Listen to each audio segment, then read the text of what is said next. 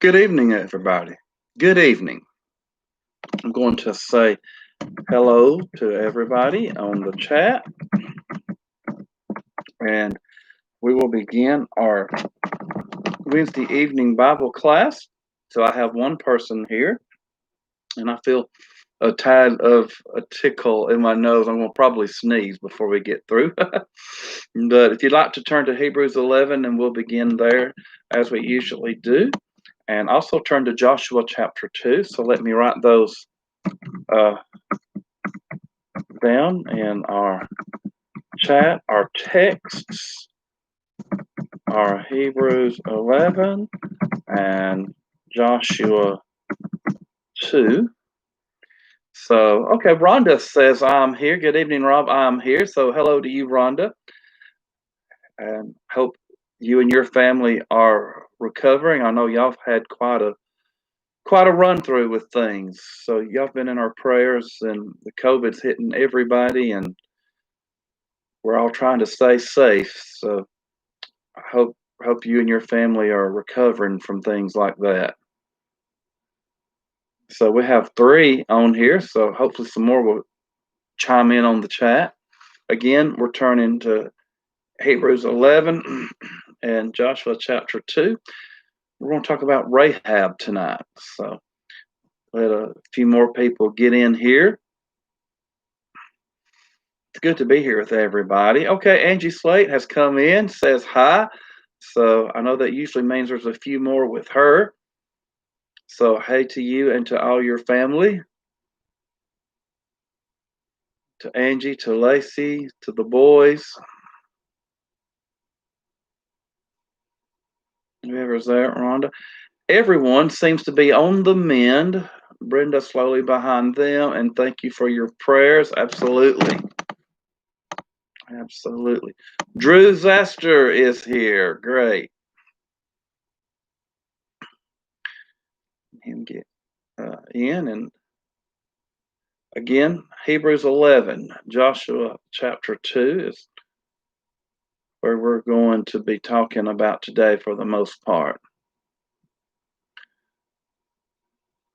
And I'll wait just a little bit, let a few more get in on the chat room, and then we're going to begin our Bible study for this lovely autumn evening. Here we are in is it the second day of fall or so? We're right in the beginning of fall. And it was a beautiful morning this morning, a little crisp and cool, and you can tell the seasons are changing when the mornings are cool and the evenings are hot, and then it'll be cold in both morning and evening, and then when spring comes, it'll be back to the mornings are cold and evenings are hot, and then in the summer, which is several months in Alabama, not just the 3, it'll be just hot all day and somewhat cool every once in a while in the mornings, but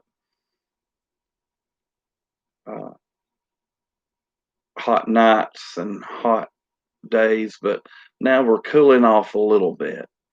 It'll be a lovely change. Well, I'm going to go ahead. It is 6:07 by my clock. I'm going to go ahead and look at Hebrews chapter 11, and we're going to look at verse 31. So I'm going to put that on the chat. Oh, ESG 1977 is here. Okay. Looking at 11:31 of Hebrews. And that's where I'm going to read. And I love the emoji, Emily. All right. By faith, the harlot Rahab did not perish with those who did not believe when she had received the spies with peace. We read that very section of where she didn't perish last week. And I noted that the Hebrews writer has it this way: the walls of Jericho fell, and Rahab did not perish. And in reality, that was the way it happened when the walls of Jericho were attacked.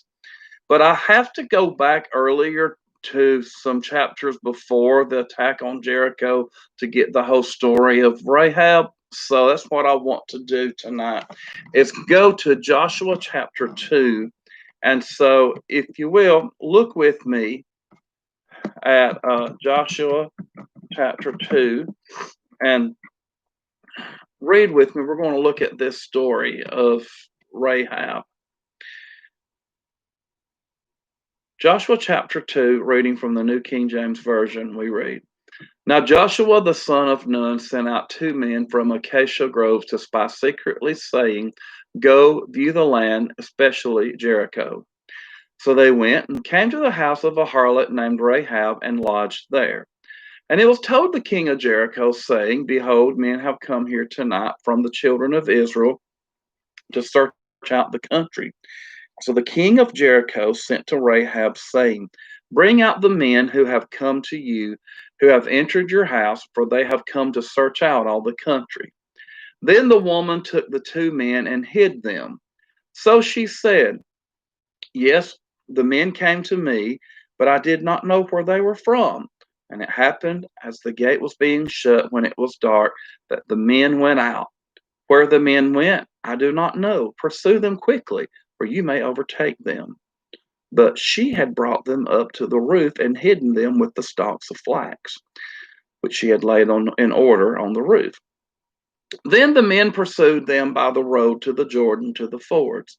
And as soon as those who pursued them had gone out, they shut the gate. Now before they lay down, she came up to them on the roof and said to the men, I know that the Lord has given you the land, that the terror of you has fallen on us, and that all the inhabitants of the land are faint-hearted because of you. For we have heard how the Lord dried up the water of the Red Sea for you when you came out of Egypt, and what you did to the 2 kings of the Amorites who were on the other side of the Jordan, Sihon and Og, whom you utterly destroyed. And as soon as we heard these things, our hearts melted.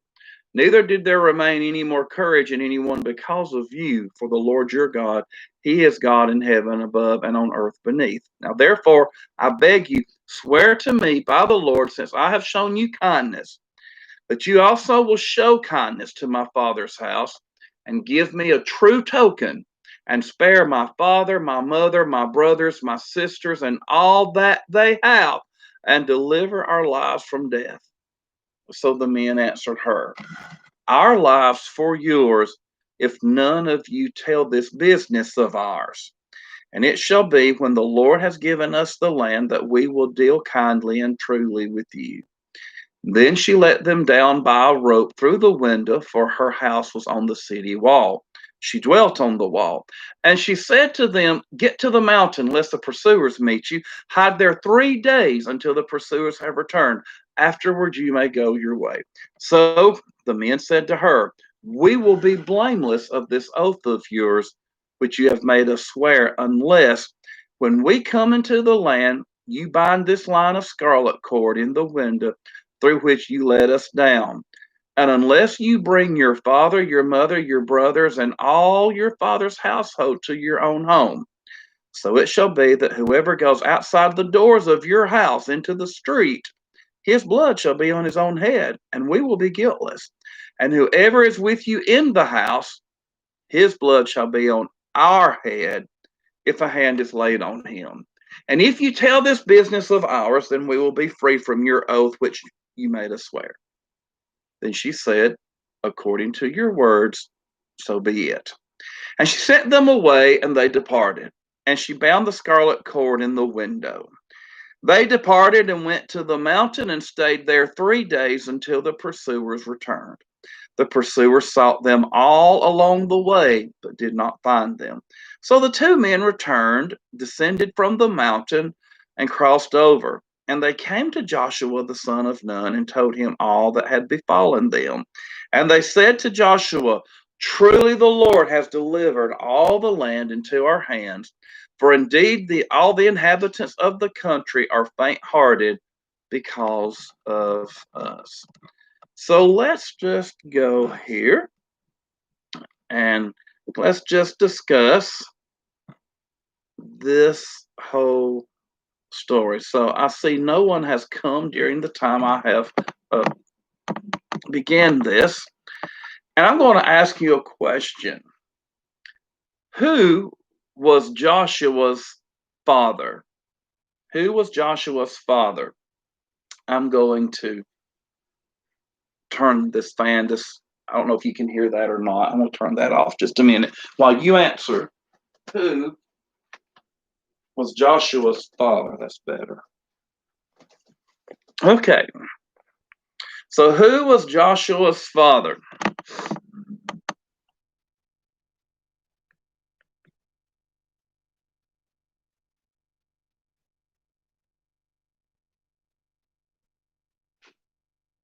Okay.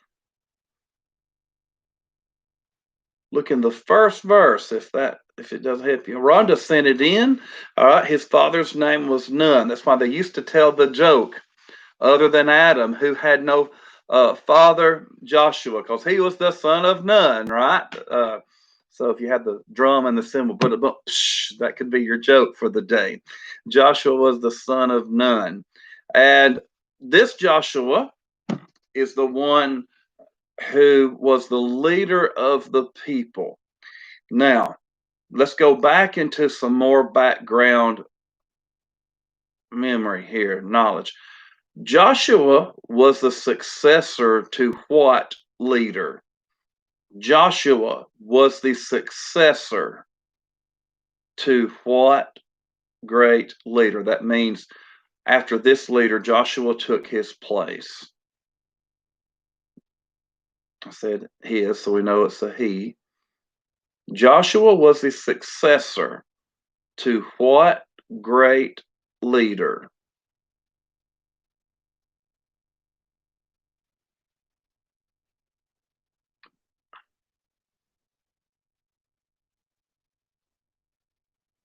See if we have some answers come in on this. We're going through our background knowledge now. Joshua was a successor to what great leader of the Israelites? Well,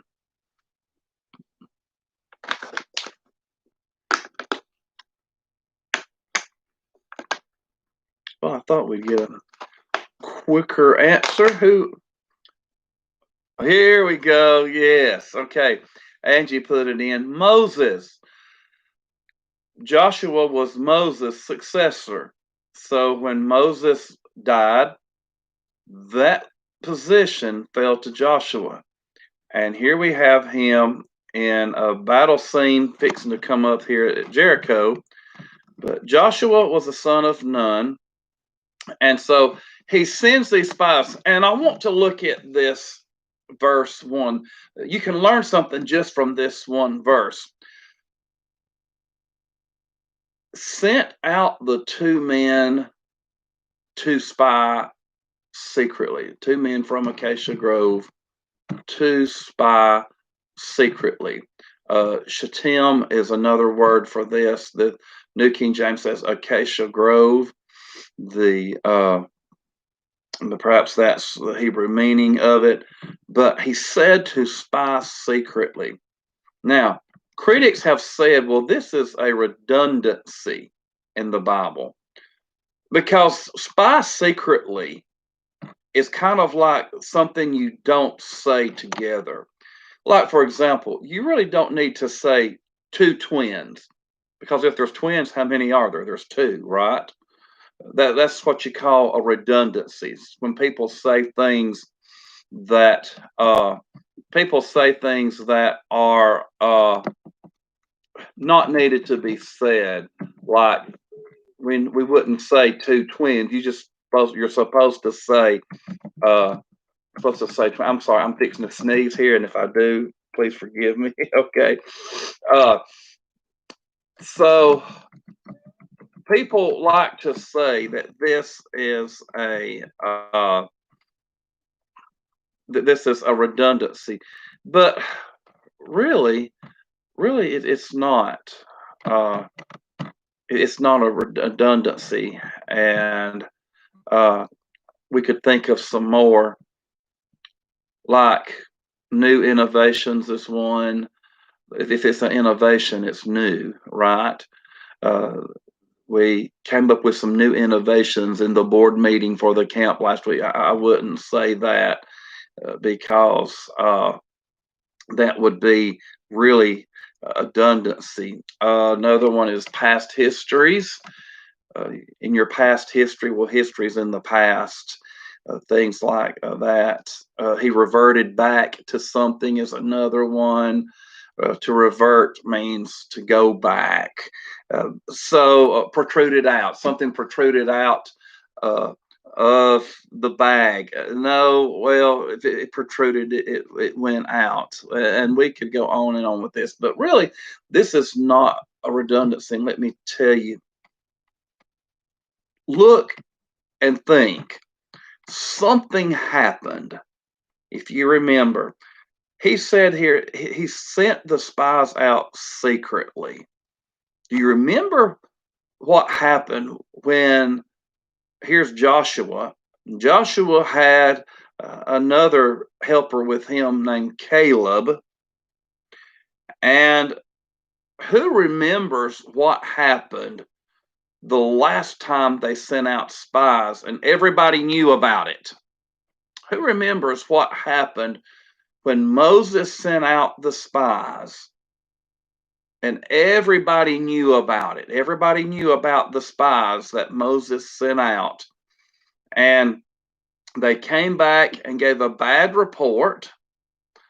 And when they came back to tell me, this sending out of the spies that everybody knew about, and the spies going and telling everybody what happened, cost Israel a punishment. What was that punishment when the spies were not sent out secretly back in Moses' day? We've seen the song, 12 spies in Canaan's land. 10 were bad and 2 were good. Remember that? 12 spies. What was the punishment that Israel received? And justly so, they brought it upon themselves because the spies came back and told everybody. What punishment did the last time spies were not sent out secretly end up in? So I'm letting you answer this on the chat. If you're at home, hope you're turning and talking. Something happened when Moses sent out spies, and he did not send them secretly, but they came back and told everybody how big the people were who lived there. They were like giants and brought the grapes back, and they got a punishment. What was that punishment that the spies report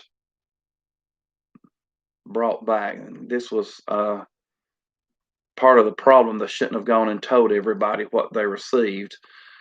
But another part of the problem was the people's lack of faith. Notice those people were not in the book of Hebrews chapter 11. What was the punishment that the children of Israel received for the spies coming back, giving their report to everybody and everybody complaining about it? There was a punishment. Looks like I need to give some hints. All right, let me give you a hint. It has to do with the number 40. Here's your hint. It has to do with the number 40. Let's see if that little prompt will help you.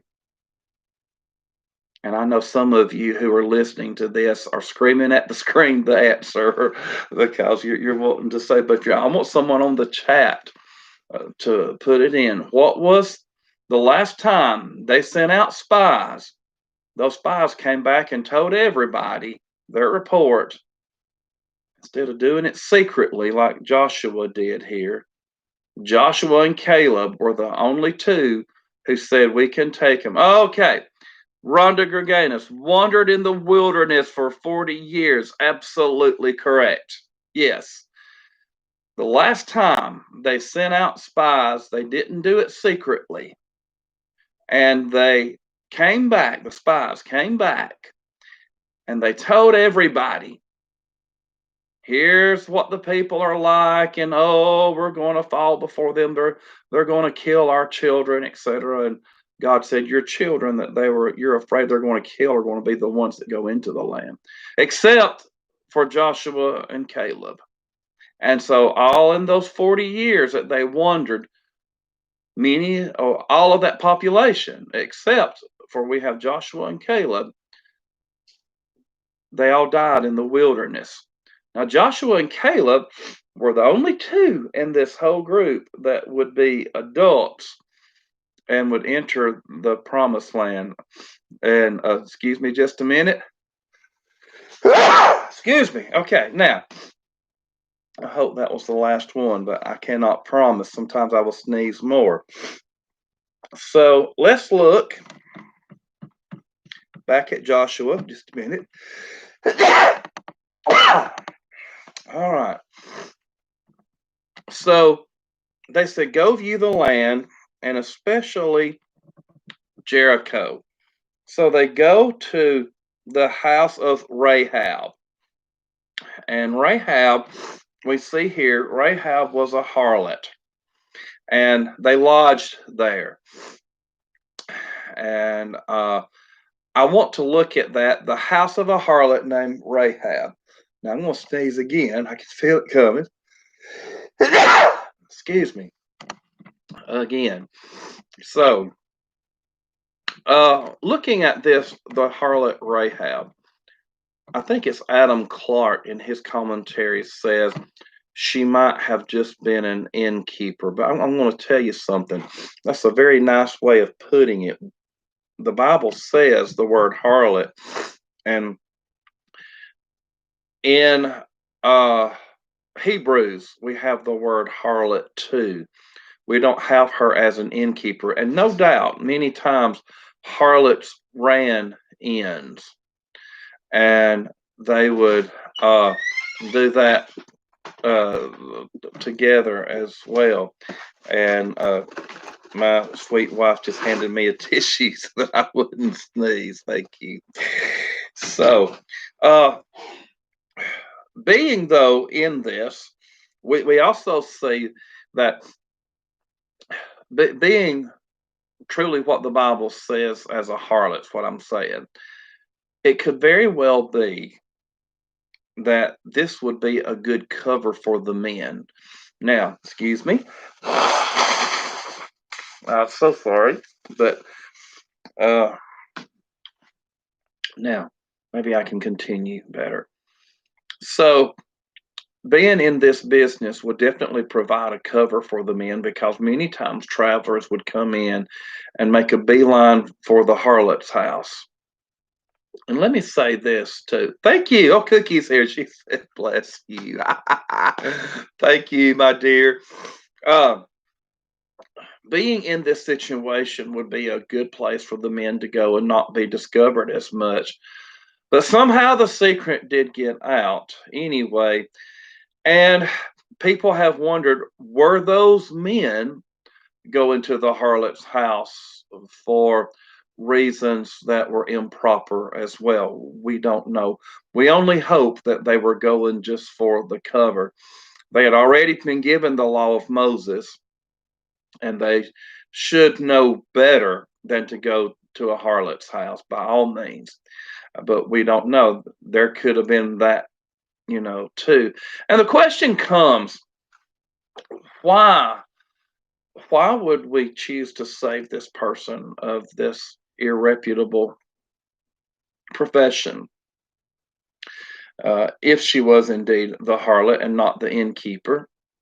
Well, it would definitely have many things to say. We need to remember where Rahab is in the Bible history. Rahab is one of the ancestors in the line that Jesus came through. We need to remember that. Jesus, who came and died for our sins, Jesus, the Son of Man, he was called. Jesus, who was born of flesh by the Virgin Mary through the Holy Ghost. Jesus came to save sinners. He descended from these people who were just people. Now, before we go picking at Rahab for being a harlot, let us remember that some of the other people that we have listed in this Hall of Fame of the Faithful, that they have pulled some stunts too. So I want to go back and let's just remember. Let's just go on back to the beginning. Now we have, of course, Adam and Eve that they sin first. The first one we have is Abel. Abel's one man we don't have any wrong ever said about him. The poor brother who lost his life. Enoch, again, who was so good that his life, he didn't have to die. But then we have Noah. Noah had, we call those skeletons in the closet, don't we? Noah's skeleton in his closet came out when he got drunk from a grapevine, a vineyard he'd planted, right? And yet, here's Noah in the Hall of Fame of Faithful. Abraham, who told lies that Sarah was a sister and even brought plagues upon the king of Egypt through lies that he told. Sarah, who had the idea, as we discussed in one lesson, Sarah, who had the idea to have Abraham sleep with her handmaid and have a child by him, even though that was a custom at that time, does not mean that God condoned that custom. We have some customs in this day and time that God does not condone. We have Isaac and Jacob. Isaac, who also lied, he did a similar thing like his father did, and or with Isaac and Rebekah. We have Jacob. Look at all the stunts he pulled.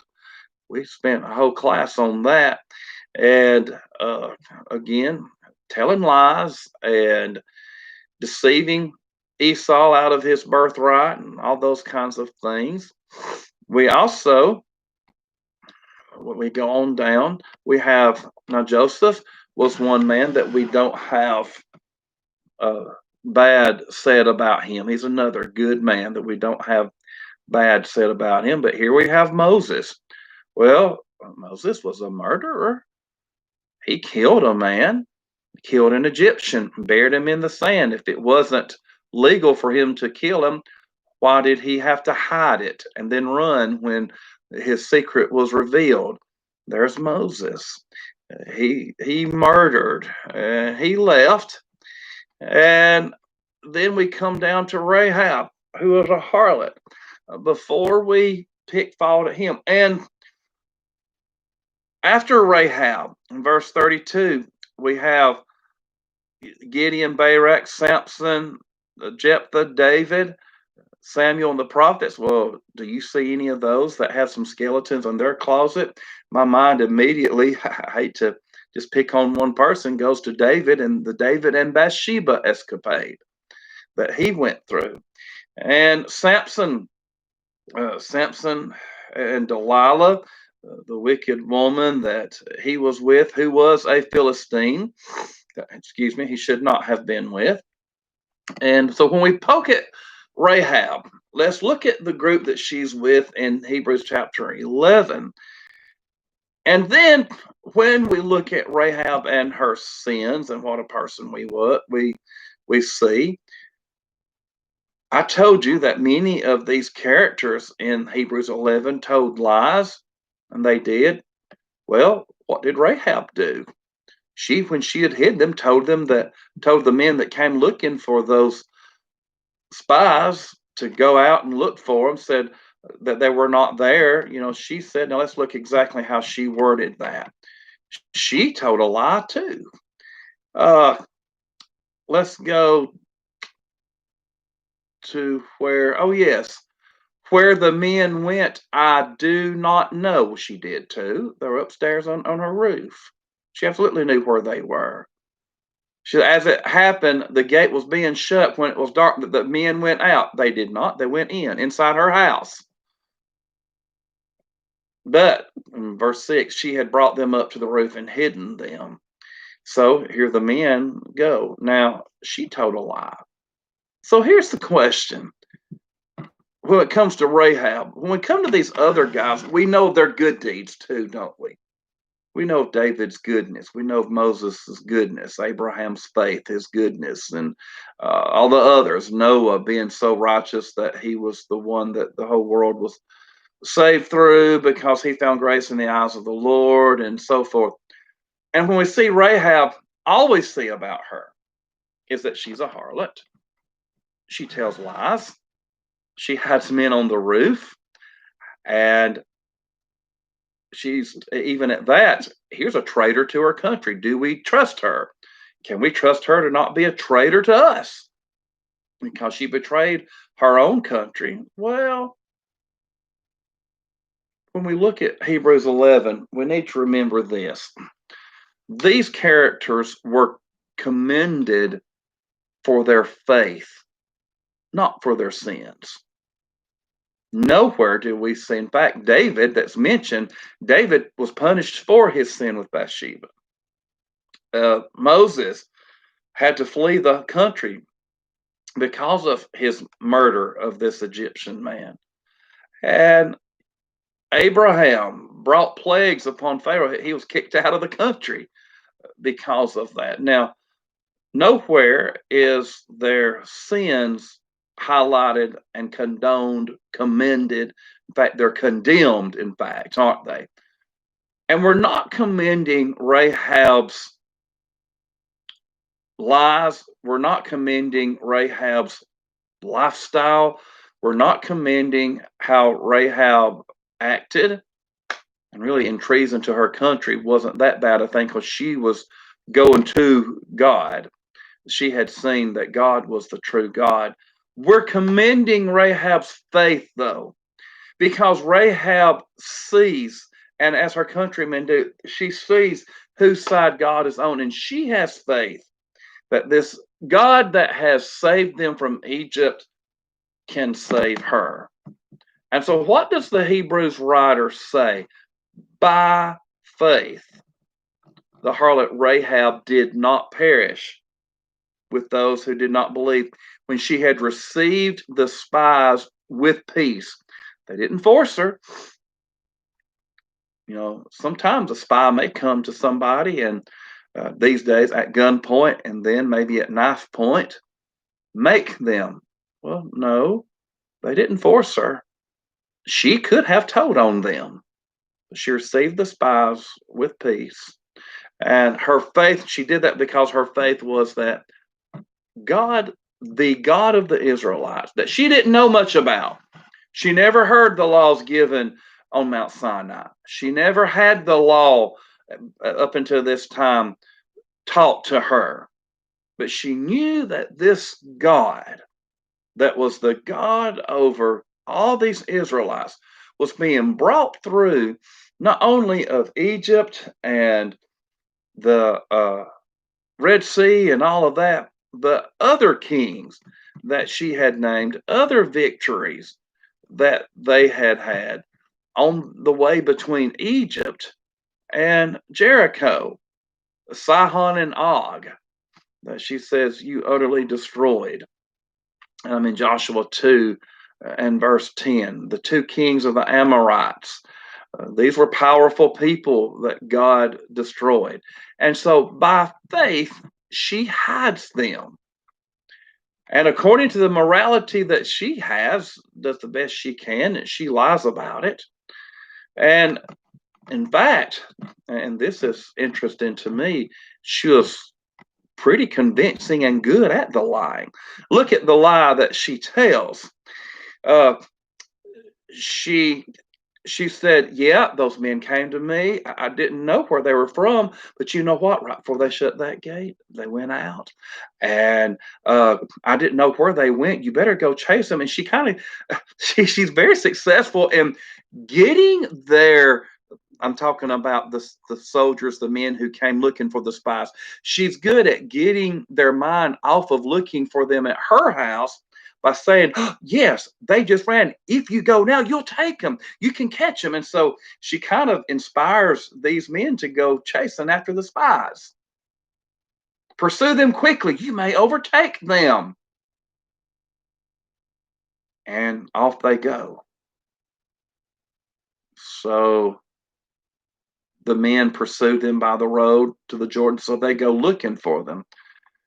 And when these men leave, the gate of the city was shut. Now, that was done nightly in a well protected city.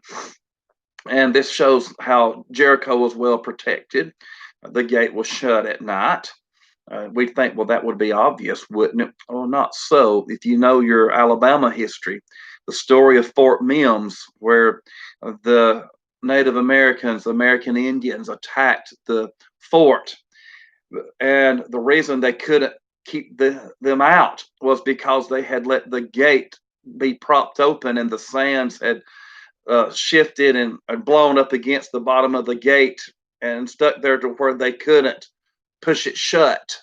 And I've been to that very spot when we went to our retreat down in Gulf Shores last year. I drug my family to see Fort Mims because I remember studying the history of it. And I went to see where, because they left the gate open, it stayed propped open. And it became one of the biggest Indian massacres in the USA's history. So much so that for years later, just like we pay tribute to 9/11, to the people killed there, people would walk by there and pay a tribute to the people who died at Fort Mims. And mostly because the gate was propped open. But that's not what it happened at Jericho. Jericho, right when these men had gone out, they shut the gate. The wall is only as strong as the gate.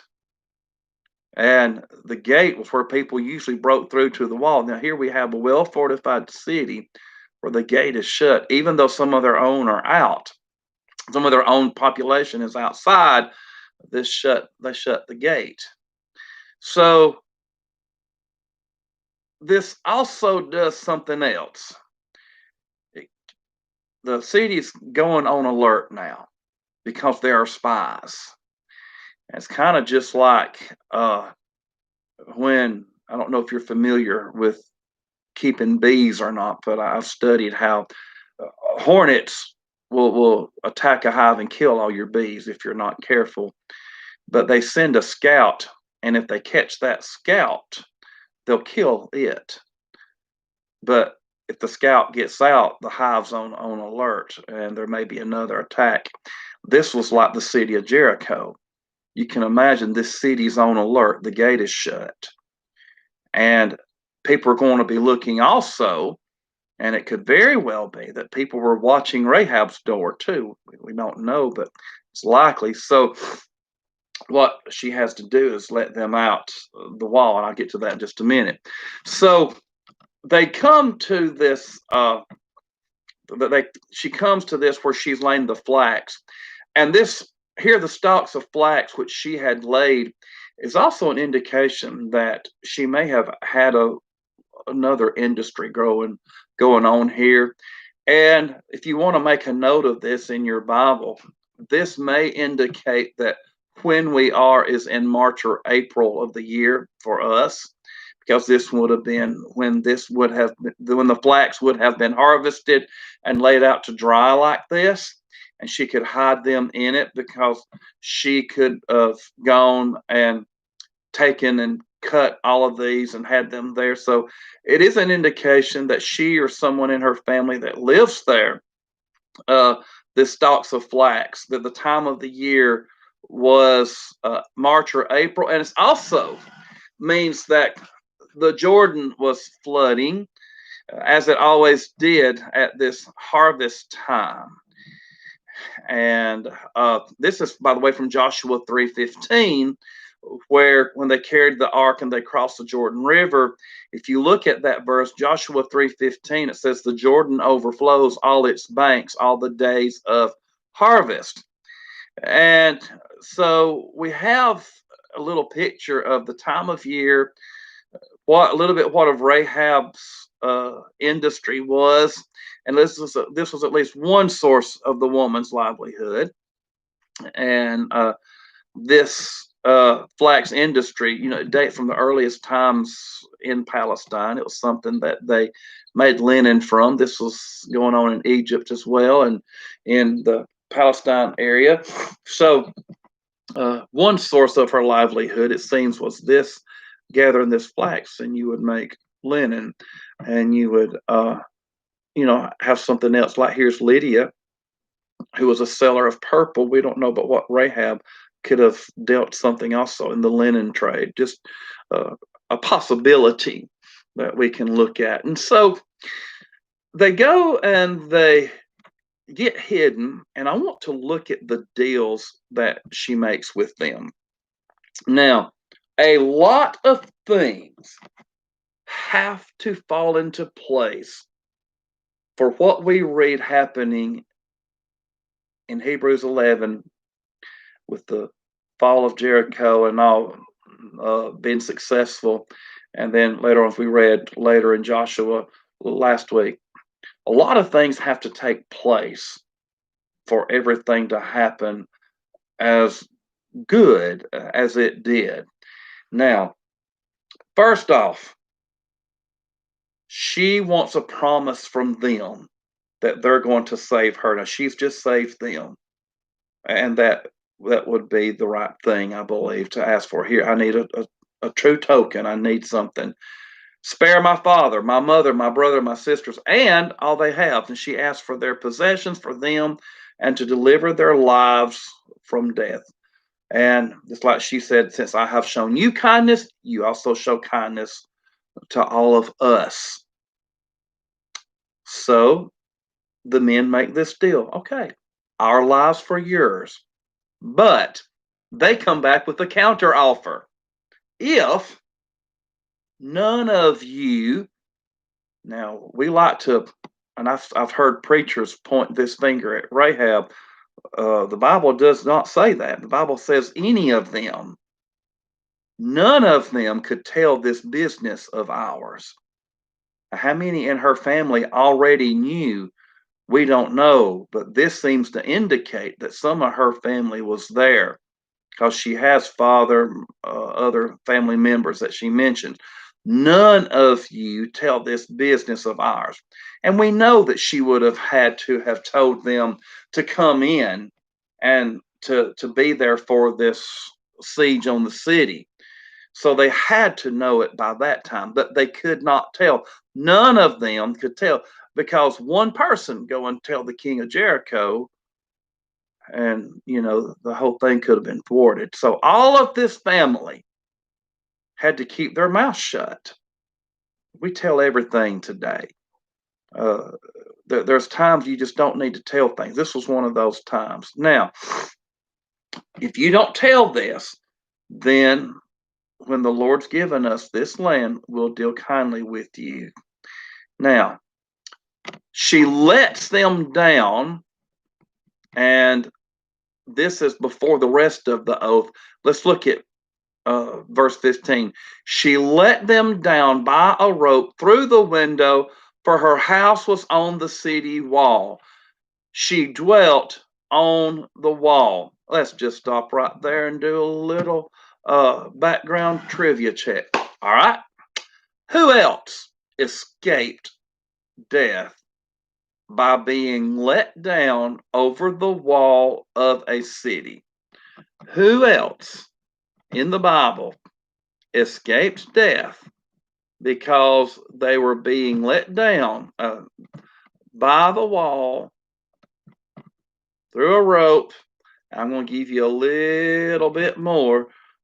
This person, we read, even had a basket. Okay,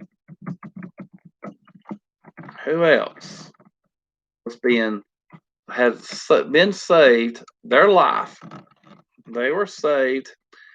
And I'll tell you what, you can look in Acts chapter 9 and find the answer. No, not Moses. Let's go to Acts chapter 9. In Acts chapter 9, you'll find another person.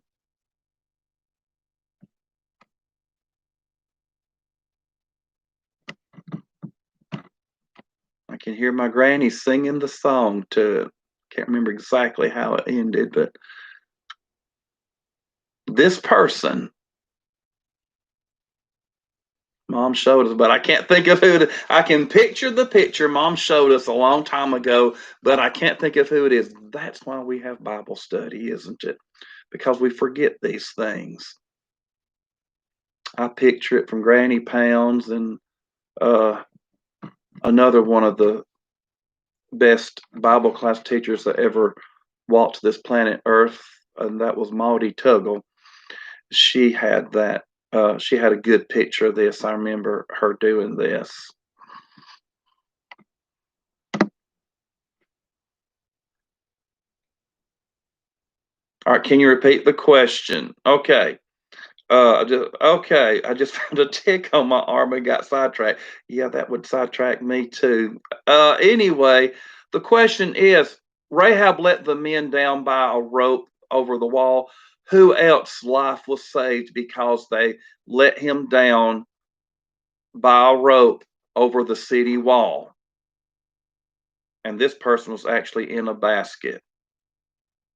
And I gave y'all the verse to look at. It was Acts chapter 9. You also, there's another book, but I'm not going to give that book because then to tell you who it is. So the question is, who else? Yes, ESG 1977. Miss Emily got it. Paul. You remember Paul? And in Acts chapter 9, verse 25, then the disciples took him by night and let him down through the wall in a large basket. And he tells this story in 2 Corinthians chapter 11.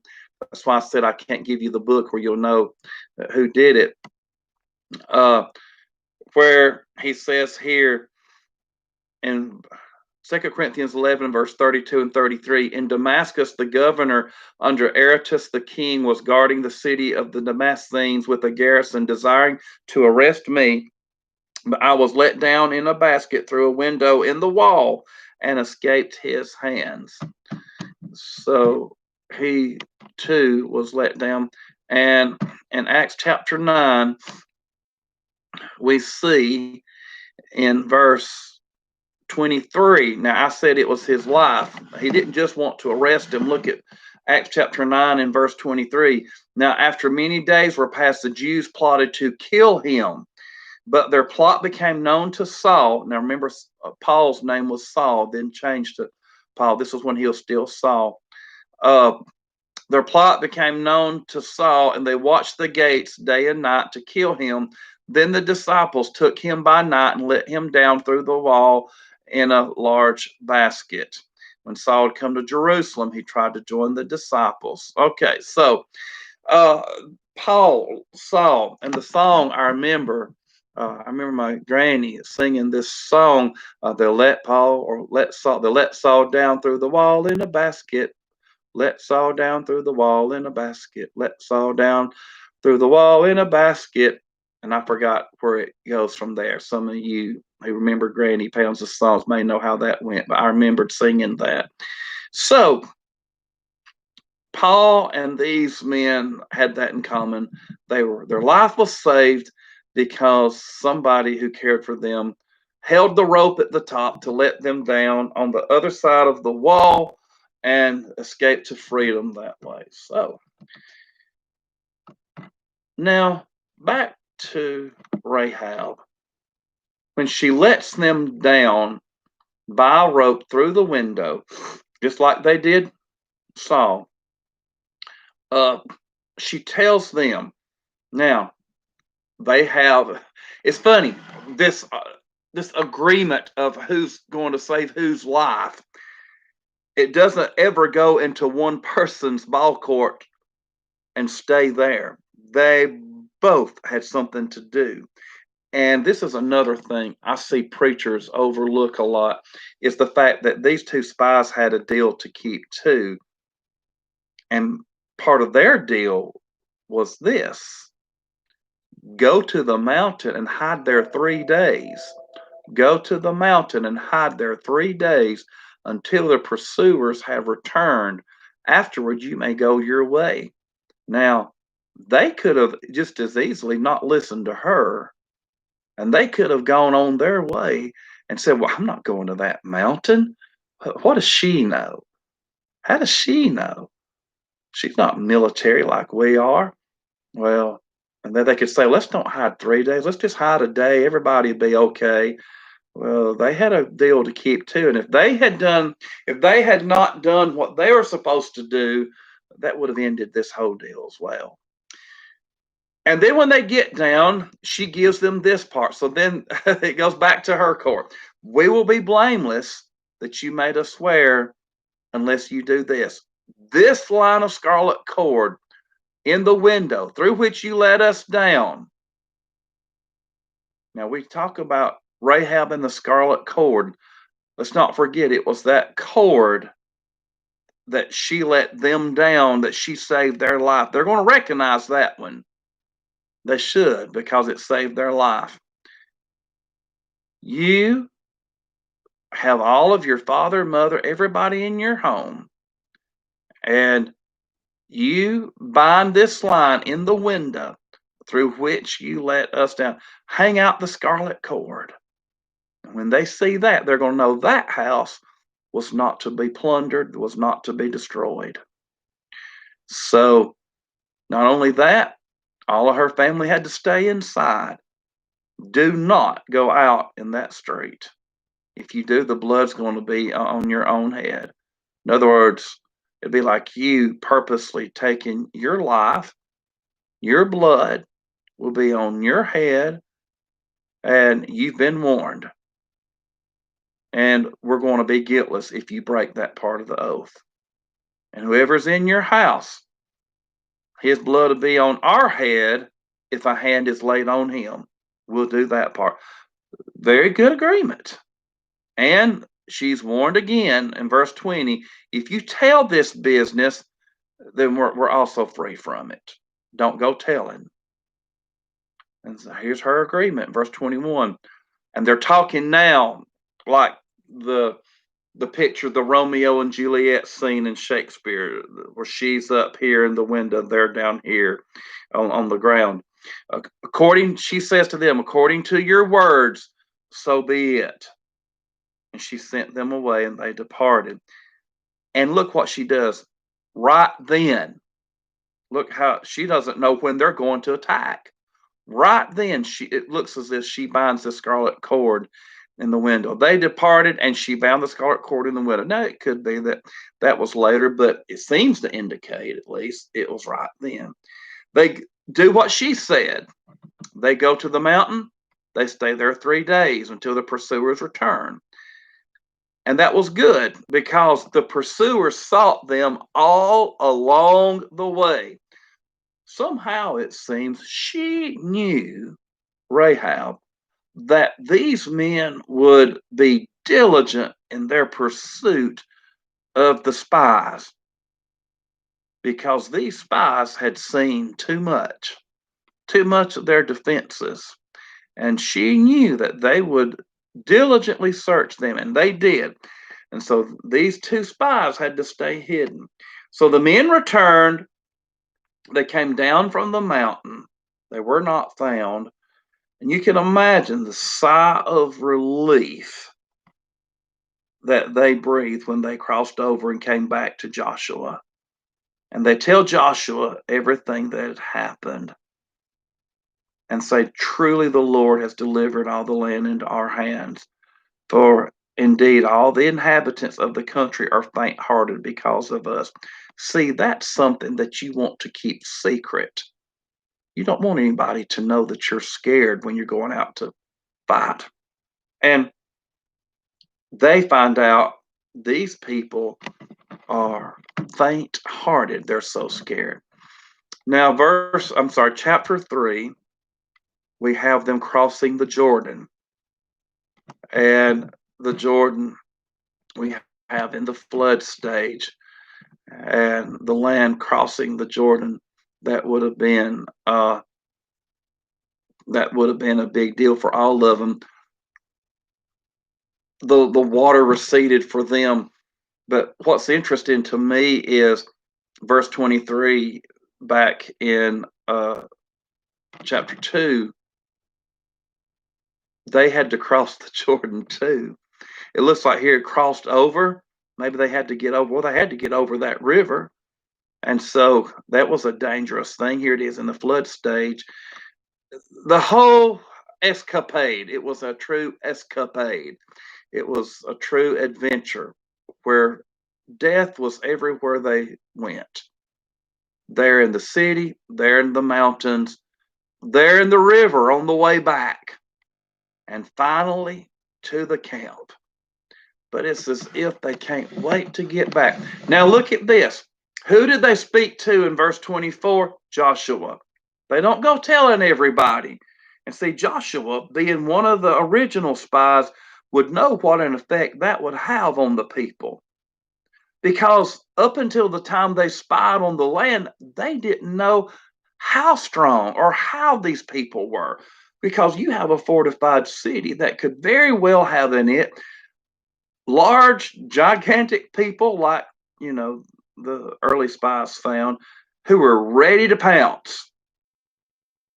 And for all they knew, the spies could come back. He only sent two, didn't send too many. He just sent two. They could come back and say, you won't believe. See, if they told Joshua, the people are gigantic and they're ready to take us, let me tell you, they are raring to go. And that would be a whole different story, wouldn't it? But that wasn't the case. Now they find out, oh, these people are faint-hearted. These people are not the type people that are ready to fight. And so because of the spies brought this report, and they could act upon how they knew the people were. And even though God gives them this city, we have to remember they had something to do as well. Just like today, we have things we have to do as well. God's not going to come down and just do every single thing for us. And then in chapter 3, we have the crossing of the Jordan River, setting up the memorial stones that they did to commemorate the event. Here in chapter 4, that they do crossing more of the Jordan River, getting ready for war. Chapter 5, they take a break and circumcise the males.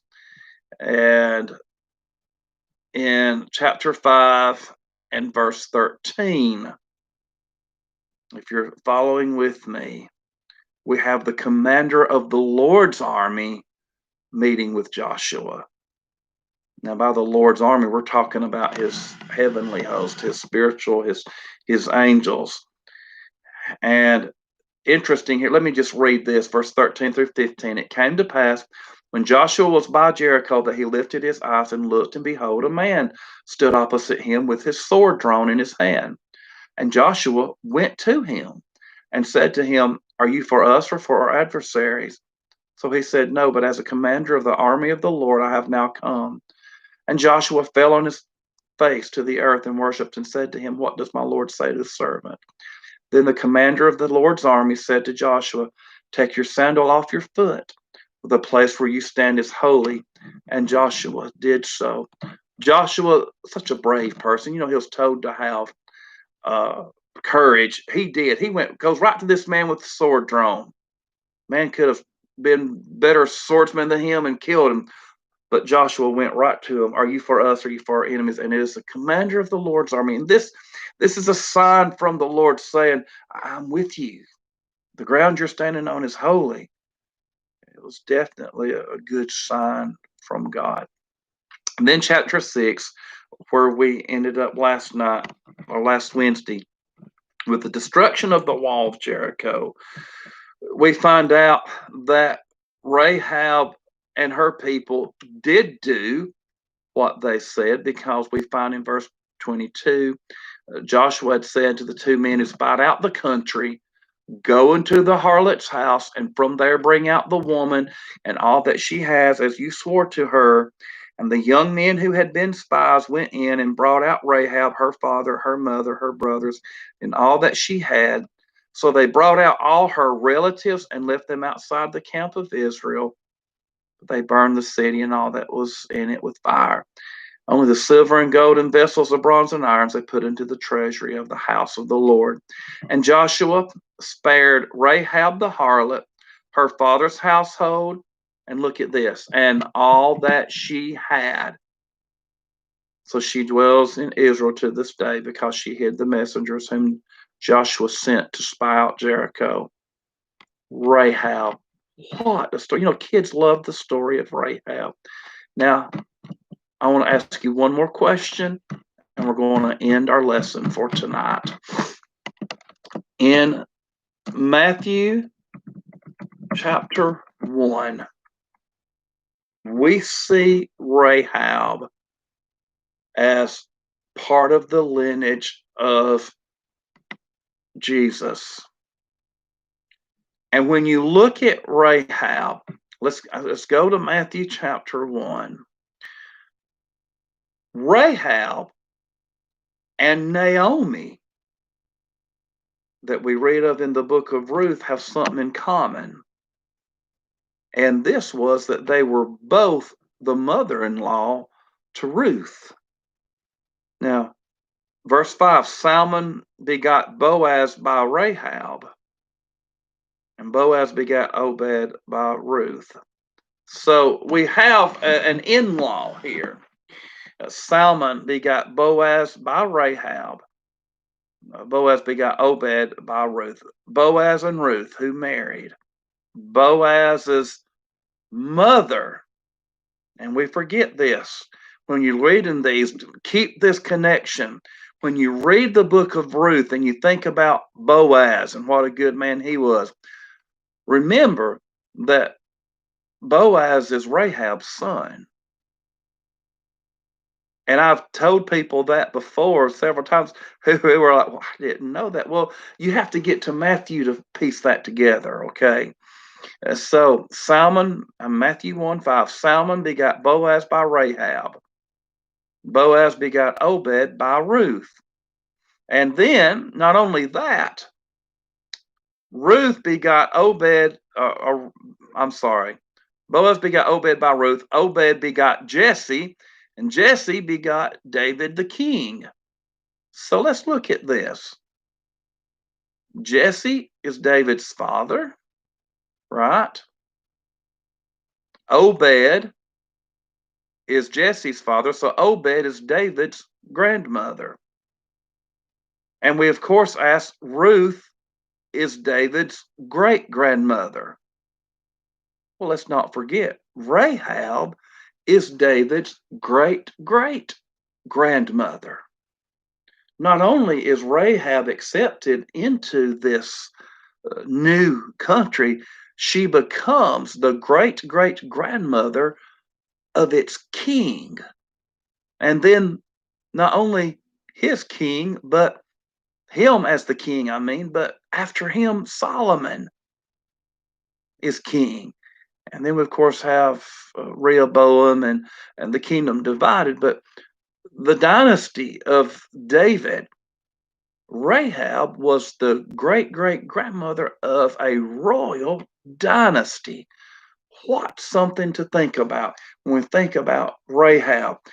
She's not just an interesting story put in there. She is a connection. She has a fit. She's a piece of the puzzle, important piece. Now, the question I wanted to ask you is this. We have 4 women in Matthew chapter 1. We have Rahab. Let's go back. We have Tamar. We have Rahab. We have Ruth. And let's go on down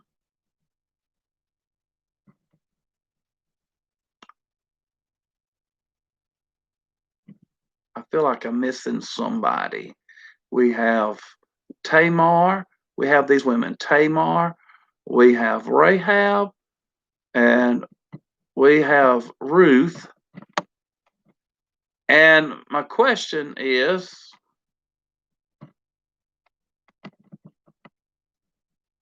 I feel like we should have someone else with this. Oh, yeah, Bathsheba. We have Bathsheba, the wife of Uriah.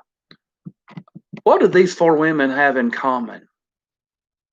There's something that these four women have in common. What do Tamar, Rahab, Ruth, and Bathsheba have in common? Very interesting that they are part of the lineage of Jesus. And we know that they were sinners, and that's very important. But do you know what they have in common? Does anybody know? Can anybody put on here what they have in common? If you're at home, can you turn and talk and list what do Tamar, Rahab, Ruth, and Bathsheba? My dad likes to pronounce her name Bathsheba, Bathsheba. However, uh, what do they have in common? Their sins were very similar. That is a truth uh, because Tamar and Rahab, but now Ruth does not fit into that category. Tamar and Rahab were both prostitutes. They were harlots. Bathsheba was a loose married woman, but now she was not given into harlotry like Tamar and Rahab were. But Ruth, as far as we can see, was quite virtuous, actually.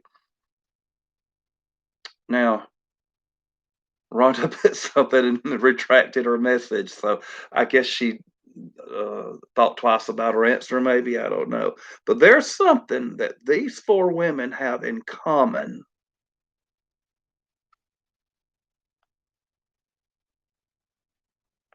Well, let me give you a hint. If Yes, there it is. There it is. I'm not going to give you the hint now because someone just answered it. They were not Jews. They were Gentiles. Yeah, they were all four Gentiles. And so Jesus came not just to the Jews, but he came to save the whole world, including the Gentiles. Well, is it not surprising then that he has Gentile blood, in him, with being the son of David? He's called the son of David. Well, if you're the son of David, you're the son of Ruth, and you're the son of he's the son of Bathsheba too. You're the son of Rahab, and you're the son of Tamar. All Gentiles. He did not have pure Jewish ancestry. And these women that are mentioned, the only women that are mentioned, of course, down to Mary, these women that are mentioned are all Gentiles.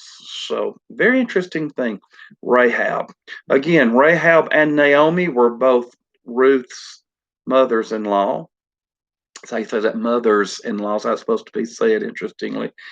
And Rahab is the great grandmother of King David, and one of them in the line of Jesus. So I want to end my lesson there tonight and say thank you for tuning in and listening to our broadcast, our live stream. We like to get together and study, and I appreciate everybody who have put in answers here. Thank you at home if you're turning and talking at home. Make sure you all get that tick out, Emily. You don't want Lyme disease, and this is true.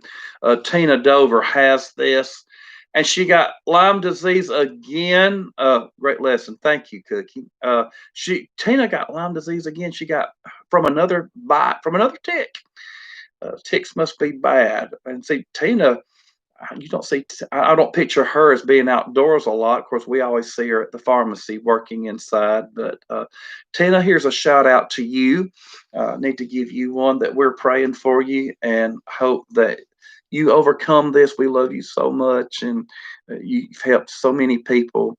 I believe her pharmacy is her ministry. It's the way she helps so many people, and we so much love her and appreciate that. She's a dear sister in Christ that so many times she's helped so many people.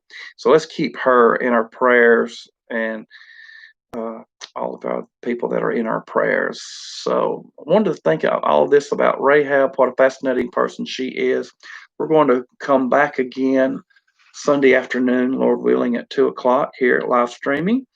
We will meet on Google Meet with our young people for the Bible Bowl tomorrow night, Bible Bowl practice tomorrow night. And that'll be at 7 o'clock on Google Meet. I want to say thank you. I know we went a little long on this one. I see we started a little late though. So thank you for tuning in. Thank you for keeping us in your prayers and everybody in your prayers and the whole situation in your prayers. Keep everybody that's on our prayer list in your prayers, looking at what we have on Facebook, on our list there with the church's page on Facebook, and looking at that. So I want to say to everybody, have a good evening. And until we see each other again, may God be with you and bless you richly. Thank you. Have a good night.